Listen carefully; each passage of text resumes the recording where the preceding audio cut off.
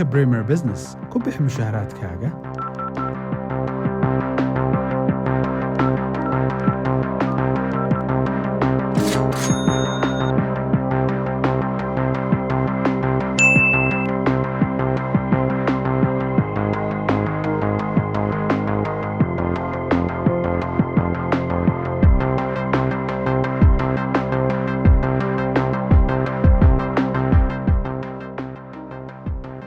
isticmaal wallet shilling oo ku bixi kharashaadkaaga maalinlaha ah.